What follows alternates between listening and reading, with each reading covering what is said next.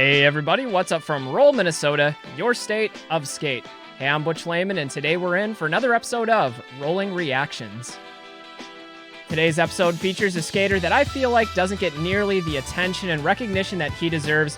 His name is Austin Paz, and if you've ever watched the Jump Street podcast, he's a co-host on there along with Billy O'Neill, and those two do a great job recapping some of the biggest news and events and skaters in the inline industry.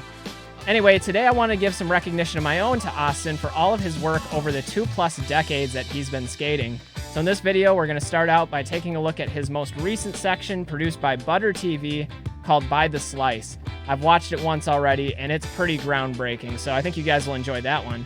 After that, we'll rewind the clock and take a look at 2 earlier pieces that he actually produced as the director in The Truth and The Truth 2. Both phenomenal videos, a few of my personal favorites. Anyway, guys, let's roll into some Austin Paz skating. You guys don't want to miss this. Austin, keep up the good work, man. All right, this first piece is from ButterTV, and if you guys aren't familiar with JP, he's the one that's making all the videos. I've met him at Windy City Ride a few years ago.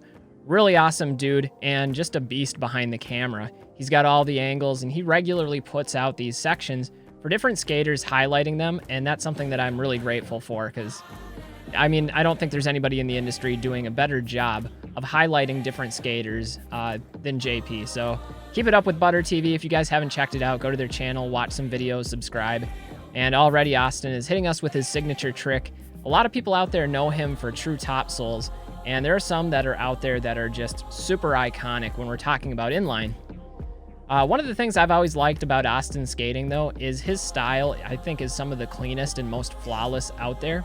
The way he sits down on some of his grinds is just, I don't know, it doesn't really make sense to me. I'm jealous of it. I would like to have that kind of style.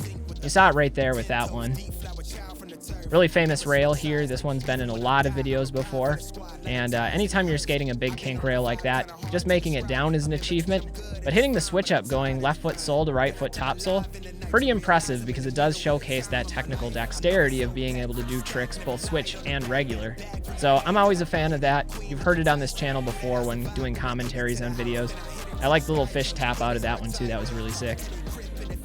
By the way, let's talk about that shirt. Gone skating. We've all heard like the traditional gone fishing adage, but I think the gone skating shirt is really cool. I'd like to see where that came from. I think I want to get one of those. Showing off some of the more new school stuff here. We got the grab behind the back, like cross grab, bringing it back forward. Loving the 3 topsouls as well. You know, the era of spinning into grinds isn't really as pronounced as it was in like the early to mid 2000s, but I feel like that's one of the things that any well-rounded skater needs to have in their arsenal is not only some of those tech tricks and the switch ups and some of the more creative flair of choosing interesting spots and all of that, but also having that level of technicality from the past, the ability to do gaps, disasters, also those spins and grinds. This trick definitely putting on a show for the crowd, big 180. I'm sure all the kids there were pretty excited and pumped for that. This guy certainly was. Made his day for sure. I mean, that's what skating is. That's one of the beauties of street skating, right? Is when you're out there interacting with the public, you're showcasing inline rollerblading, not just to the people that are watching these videos online, but also to a broader, more authentic audience. Speaking of By the Slice, we got to get some pizza in there. It's one of the things New York is famous for. And I don't really get that last trick. It was like alley-oop porn fakey 5 out to the drag, like porn star foot drag, zest slide thing. I don't know what you technically call those anyway. They are very trendy as of late. That's one of the things that you'll get in this video as well is Austin finds a number of ridiculously long rails to grind, including this one. And, you know, you decide to take a seat afterwards, but when you're working that hard, why not just fling yourself into the fence? This is pretty impressive too. Really high jump up there. And to ride in backwards on that, drop down, that'd be terrifying. A lot can go wrong with a trick like that. It's a very precise maneuver. This is probably my favorite trick from the whole video. This rail is just insane. It goes in every single direction. It's a long hold. And at no point does Austin seem out of control here. There's no like weird flapping of the wings. And I mean, it goes around in like a complete 180-degree change of direction from where it started. Got some fancy footwork happening here. I've watched this a couple times now, and I don't think I could clearly articulate some of those tricks. That one I really like, the budget, like wraparound style Unity variations. Pretty unusual skate spot here. That's one of the things that I've really come to appreciate about skating the older I get, is finding those unique opportunities, those unique spots, those unique tricks, just to mix things up and make it a little bit different. I think that's a sign of maturity for our industry as a whole. That does seem to be the direction that a lot of skaters are going into, is bringing those really high-level tricks to really unorthodox spots. Winding up for the fakie 5 topsoul. Speaking of spinning tricks, if that doesn't do it for you, I don't know what will. Really tough one there. What was that, a back torque budget around a true acid? I forgot about this too, but Austin is well regarded for his rough tricks. I remember like rough top porn star, or rough top tea kettle, if you want to call it that. But also those alley-oop souls. This spot looks like it has a lot of potential to be really fun. He's using it in a very unconventional way there too, building a line out of it.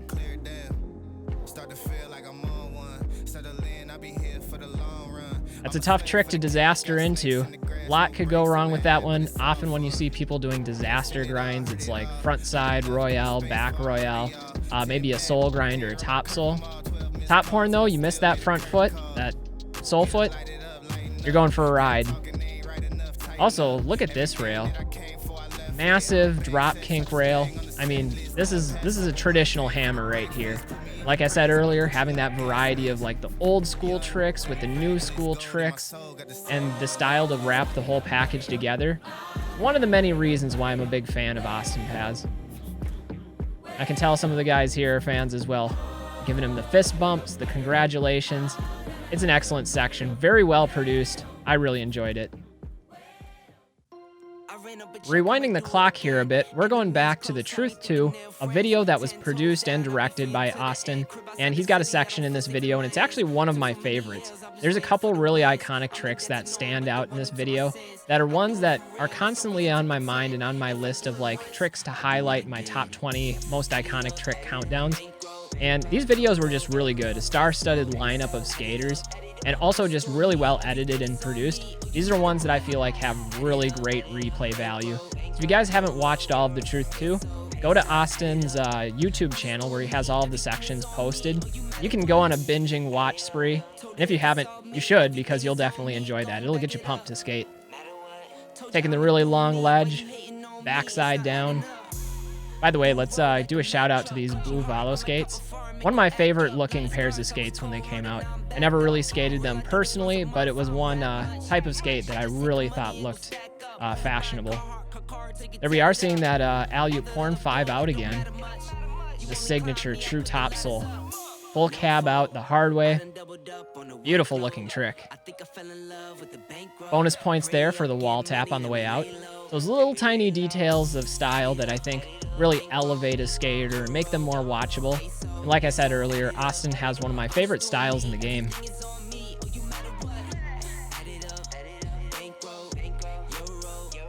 Pulling in a few gaps here. Oh yeah, I forgot about that one. Look at the grab on that. There's a really good still shot of that one out there. That was timed just perfectly. You could see the photographer down at the bottom. And just a beautiful, characteristic 540. This ledge got murdered by a couple of people in The Truth 2. Famous spot here, I believe this is the Brooklyn Banks. Pulling in a line, getting quite a bit of speed at the second trick. There's that big, massive Stalefish 540. Doing it with the style that you can only expect from Austin. This is one of the tricks right here that is constantly on my list. Look at that. I mean, he gets the grab out of it, but he was sitting so low, and I don't think you could do it any better on the true topsoul.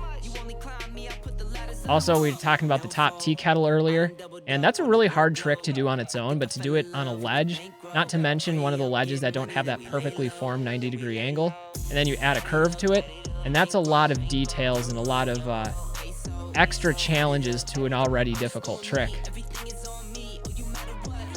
Cool second angle on this one. Even though this is just a tripod shot, I like the foreground of the fence there. I think that one was really well framed. All right, lastly, before there was the truth too, there was the truth. The whole truth and nothing but the truth, so help us God. And speaking of helping us, first trick here, Austin is helping us to a 270 back far, back into the bank. What looks to be a really fun spot. Now, this is a video I watched a lot growing up. I think this one came out in like 2006 or 2007.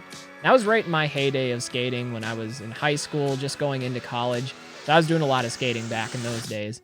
And you know what better way to get pumped up than throwing the DVD into the DVD player, watching a video, watching a few sections, and getting out there and lacing up the skates. One of the things that I remember in this video is there are some tricks that seem a bit unconventional for Austin.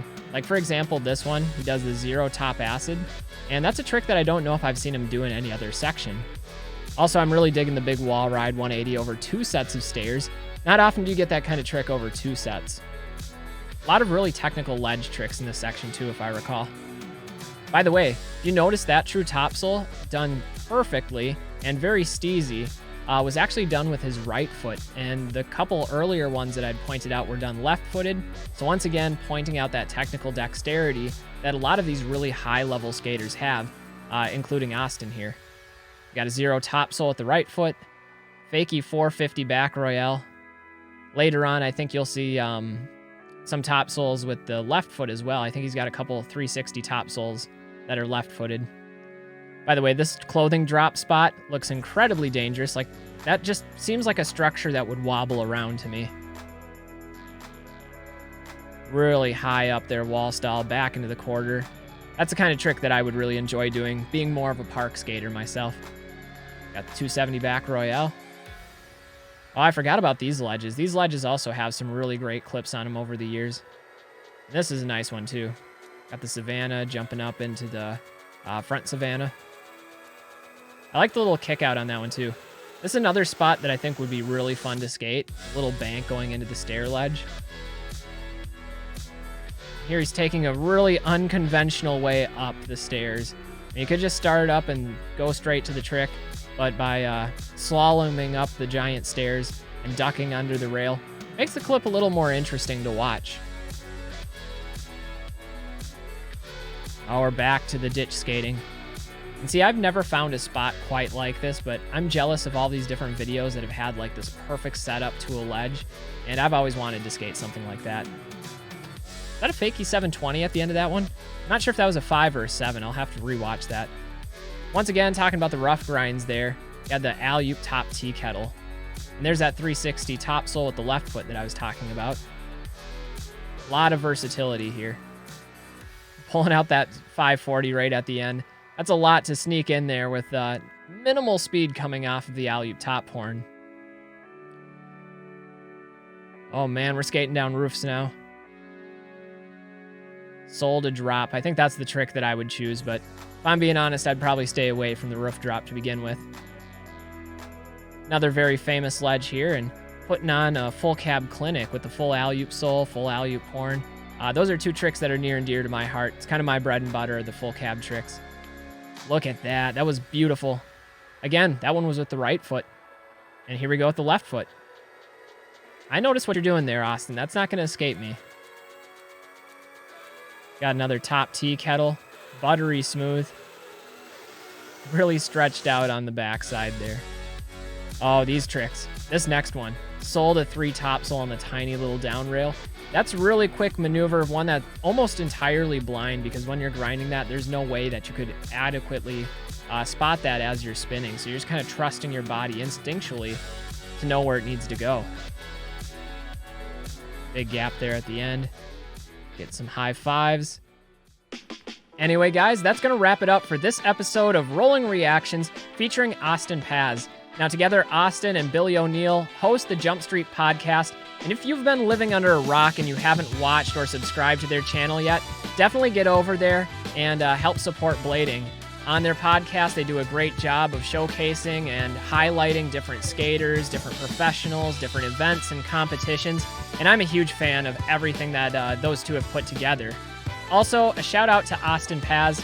You know, we see him in that podcast facilitator role on a regular basis, but times like these, he demonstrates just how talented he is on the skates, even to this day. By the Slice, amazing video. Also a shout out there to JP from ButterTV. Keep producing these sections on different skaters. I absolutely love them, and I think you're doing great work for the community as well. Anyway, guys, I'm Butch Lehman of Roll, Minnesota, reminding you to stay safe, stay healthy, and get out there and do some rollerblading. Till next time, everybody, stay well. Peace.